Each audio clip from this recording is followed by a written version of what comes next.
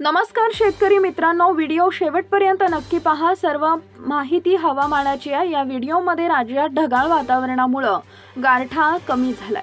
हा भाग वगळता उर्वरित महाराष्ट्रात अवकाळी पावसाची शक्यता। राज्यात सध्या ढगाळ वातावरणामुळे किमान तापमान वाढू लागले, त्यामुळे मराठवाडा, मध्य व उत्तर महाराष्ट्र आणि कोकणामध्ये पावसाला पोषक वातावरण तयार झाल्याने ही स्थिती निर्माण झाली आहे।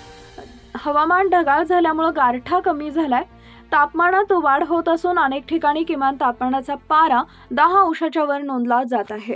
त्यामुळे येत्या 2 दिवसात राज्यातील किमान तापमानात 2 ते 3 अंशांनी वाढ होणार असल्याचं हवामानशास्त्र विभागाने म्हटलंय।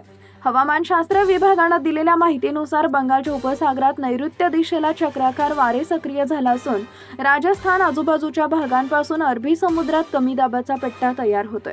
परिणामी उत्तरेकडील राज्यांमध्ये तापमानात चढ उतार होत आहे। हिमाचल प्रदेश, जम्मू काश्मीर, पंजाब, हरियाणामध्ये प्रचंड गारठा वाढला असल्याचं सांगण्यात येते। हलक्या ते मध्यम सरीच्या पावसाची शक्यता। राज्यात पावसाला पोषक स्थिती तयार झाल्याने ढगाळ वातावरण आहे। परिणामी किमान तापमान वाढलंय। येत्या 24 तासात थंडीचा जोर कमी होणार असून किमान तापमान 3 ते 6 अंशांनी वाढण्याची शक्यता आहे। दरम्यान शनिवारी मध्य महाराष्ट्रासह मराठवाड्यात किमान तापमानाची सामान्य तापमानाहून 1 ते 3 अंशांनी अधिक नोंद झाली आहे। राज्यात येत्या 2 दिवसात पावसाला पोषक हवामान तयार झालं असून विदर्भ वगळता उर्वरित महाराष्ट्रात अवकाळी पावसाची शक्यता वर्तवण्यात आली आहे। हलक्या ते मध्यम सरींच्या पावसाची शक्यता असून शेतकऱ्यांनी आपल्या पिकाला जपण्याचा सल्ला प्रादेशिक हवामान केंद्राने दिलाय।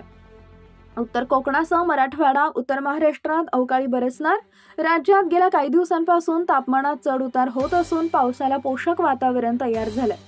उत्तर कोकणासह मराठवाडा आणि उत्तर महाराष्ट्रात अवकाळी पावसाचा अंदाज देण्यात आलाय।